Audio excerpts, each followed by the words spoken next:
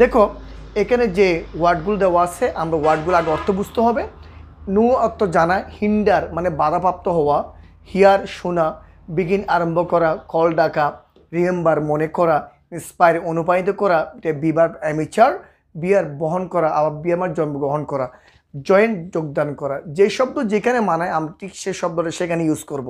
এবার দেখো you must have the name of Kazi Nazrul Islam, you must have the name of Kazi Nazrul Islam. তোমরা অনেকেই কাজী নজরুল ইসলামের নাম শুনে থাকবে, সে শুনে নাই, শুনে থাকবে। অলরেডি এখানে হ্যাভ বারব দেওয়া আছে, ঠিক আছে। তাহলে আমরা হ্যাভ যখন দেওয়া আছে অবশ্যই এর পরে একটা আমাদের যে বারবটা হবে সেটা হবে আমাদের ফার্স্ট পারফেক্ট, অর্থাৎ বারবের 3 নম্বর ফর্ম। এখানে প্রেজেন্ট পারফেক্ট করবো কারণ হ্যাভ ফেজ দেওয়া আছে, বারবে ফার্স্ট পার্টিসিপল করবো। তাহলে শোনা ইংরেজি কি এখানে হিয়ার, তাহলে আমি কি লিখবো হিয়ার্ড লিখবো, HEARD হিয়ার্ড। তাহলে you must have heard the name of Kazi Nazrul Islam, তোমরা অনেকেই কাজী নজরুল ইসলাম নাম শুনেছ বা শুনে থাকবে। He dash our national poet, তিনি আমাদের জাতীয় কবি। পরিপূর্ণ হয়ে গেছে, কোনো টেন্সে উল্লেখ নেই। যেগুলো কোনো টেন্সে উল্লেখ থাকে না সেগুলো আমরা কি করব, প্রেজেন্ট ইনডিফিনিট টেন্স বা সিম্পল প্রেজেন্ট টেন্স করব। এখন হি এখানে পরিপূর্ণ শুধু একটা ভার্ব বা সেটা ভিভার্ব, কি ভার্ব, কারণ পরিপূর্ণ হয়ে গেছে। যে সেন্টেন্সটা পরিপূর্ণ হয়ে যায় সে নিশ্চয়ই আমরা একটা ভিভার্ব ইউজ করব। সেই ভিভার্বটা কি এমএইচআর। এখন একটা প্রেজেন্ট টেন্স ঘটনা, হি থার্ড পারসন, এই জন্য আমরা লিখব কি is. He is our national poet, তিনি আমাদের জাতীয় কবি। হি as and rebel poet as well, তাকে সবাই কি নামে চিনে, বিদ্রোহী কবি নামে চিনে বা জানে। জানা ইংরেজি কি দেখো তো, নো। এখন তার কাজ সে নিজে করতে পারে না, সে চিনে না, আমরা তাকে চিনি যে, অর্থাৎ তাকে সবাই বিদ্রোহী কবিরে বলে ডাকে বা চিনে বা জানে। সেক্ষেত্রে এটা অ্যাক্টিভ নয়, প্যাসিভ। কেন, সে নিজে জানে না, নিজে কাজ নিজে করতে পারে না, আমরা তার কথাই আমরা বলতেছি। সেক্ষেত্রে এটা যদি প্যাসিভ করি বি প্লাস ভার্বের ফার্স্ট পার্টিসিপল, কোনো টেন্স উল্লেখ নেই, প্রেজেন্ট টেন্সে ঘটনা। তাহলে আমরা ইজ নোন, ইজ লিখবো, নোনের ফার্স্ট পার্ট নোন লিখবো, is known.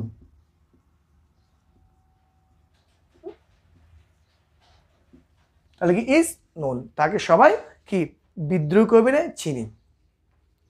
He in a poor family, poor family, তিনি দরিদ্র পরিবারে কি করছে বলতো, অবশ্যই জন্মগ্রহণ করছে। জন্মগ্রহণ গিয়ে কি এখানে আছে বিয়ার।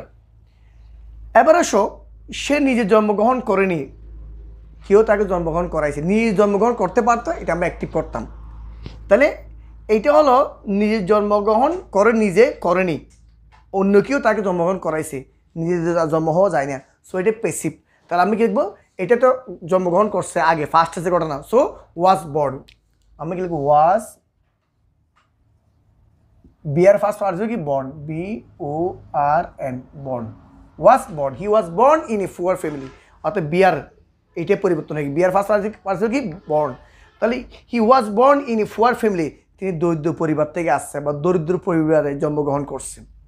But their needs could not his potentiality, কিন্তু তার ভয়াবহতা, ডার বাধাগ্রস্ত, কি needs could not his potentiality, তার মেধাকে বাধাগ্রস্ত করতে পারে না। মেধা, পটেন্সিয়ালিটি মানে মেধা, তার মেধাকে কোনো ভীতি তাকে করতে পারে না, বাধাগ্রস্ত করতে পারে নাই।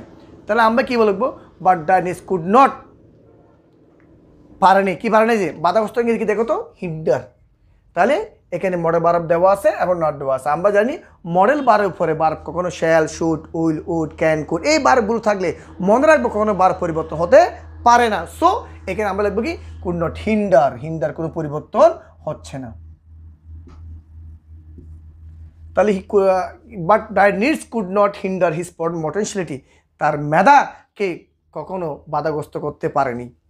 হয়েন যখন the first world war broke out, যখন বিশ্বযুদ্ধ শুরু হয়েছিল, হি দ্য আর্মি, যখন বিশ্বযুদ্ধ শুরু হয়েছিল, এগুলো ফার্স্ট টেন্সের ঘটনা, অলরেডি তোমরা দেখতে এটা অতীতকাল একটা ঘটনা। সো দি আর্মি, তিনি সেনাবাহিনী যোগদান করেছিল, যোগদান করে গেছে কি জয়েন, তাহলে তিনি যোগদান করছে, এটা নিজে যোগদান করছে, এটা অ্যাক্টিভ ভয়েস, এই শব্দটা হবে বারব, কোনটা হবে এটা ফার্স্ট টেন্স। তাহলে join, JOINED, he join the army, তিনি সেনাবাহিনী যোগদান করেছিল।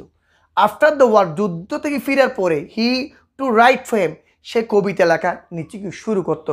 শুরু কি দেখো তো এখানে এই বিগিন আছে, স্টার্ট বা বিগিন দেওয়া আছে। তাহলে দেখো এটা তো আগে ঘটনা, যুদ্ধ দিয়ে ফিরে আসার পর তিনি কি কবিতা লিখতেন, তাহলে ঘটনাটা অনেক আগের। তো ফার্স্ট টেন্স, বিগিনে ফার্স্ট টেন্স কী হবে? বিগান। আমরা এখানে বিগান, BEGAN বিগান। তাহলে আফটার দ্য ওয়ার, যুদ্ধ শেষ হওয়ার পরে, he began to write poem, সে কবিতা লেখা শুরু করতো। অ্যাট দ্যাট টাইম, ওই সময়, এই সময় না, সেই সময় কথা বলা হচ্ছে, হিজ পোয়েম, তার কবিতাগুলো, অ্যান্ড সং, গানগুলো, পিপল এগেনস্ট অপারেশন, যারা যুদ্ধে যোগদান করেছিল তাদেরকে কী করেছিল? অনুপ্রাণিত করেছিল। অনুপ্রাণিত করে ইংরেজি কী বলতো? এটা ইন্সপায়ার্ড। এখন এখানে এই দেখো সং মানে এগুলো এদেরকে কী হতো? অনুপ্রাণিত করতো, পাস্ট টেন্স করেছিল বা করতো। সো আমি ইন্সপায়ার্ড লিখব।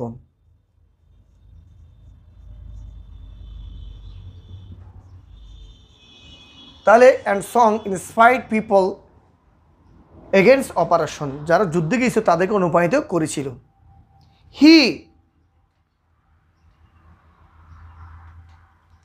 সে the Shelley of Bangla literature, তাকে বাংলা সাহিত্যের জনকে কী করা হয়? বলা হয়। মানে তাকে দ্য শেলি অফ বাংলা, তাকে সে না, তাকে বলা হয়। তার নিজের কাছে নিজে করতে পারতো, এটা আমি পেসিভ করবো। তাকে বলা ইংরেজি কি দেখো তো? কল, ডাকা, বলা, এগুলি কি শব্দ?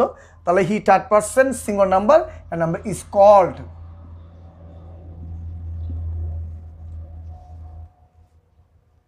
তাহলে আমি কি লিখলাম? হি ইজ কল্ড, তাকে বলা হয়। কি বলা হয়? দ্য শেলি অফ বাংলিশ, তাকে বাংলা সাহিত্যের শেলি বা জনক বলা হয়। উই শুড, আমাদের উচিত, হিম, তাকে, ফর হিজ গ্রেট ডিড, তার ভালো কাজের জন্য তাকে করতে, তাকে স্মরণ করা উচিত। স্মরণ করে গিয়ে দেখি রিমেম্বার, দেখো এখানে আছে। এখন তোমরা জানো এই দেখো শূন্যস্থানের আগে মডেল ভার্ব দেওয়া আছে। আমরা জানি মডেল ভার্ব কখনো পরিবর্তন হতে পারে না। সো রিমেম্বার বরাবর ঠিক থাকবে এখানে, EMEMBER, রিমেম্বার। তাহলে উই শুড রিমেম্বার হিম, আমাদের উচিত তাকে অনুসরণ করা, ফর হিজ গ্রেট ডিড, তার ভালো কাজের জন্য আমাদের উচিত তাকে অনুসরণ করা। তো স্টুডেন্টরা, আজকে যে আমি ময়মনসিংহ বোর্ড 2020 সালের বুট কোয়েশ্চন নিয়ে আলোচনা করেছি, নিশ্চয়ই তোমরা পরিপূর্ণভাবে এই বুট কোয়েশ্চনটি বুঝতে পেরেছো, এবং এটা একটা অনেক সহজ একটা বুট কোয়েশ্চন। তো স্টুডেন্টরা, আশা করবো তোমরা একবার বাসা এক্সারসাইজ করবে। তোমাদের ক্লাসগুলো যদি ভালো লাগে, যদি বুঝতে পারো, তোমরা ক্লাসগুলো শেয়ার করে দেবে, যাতে তোমাদের মাধ্যমে তোমাদের সকল বন্ধুরা উপকৃত হয়।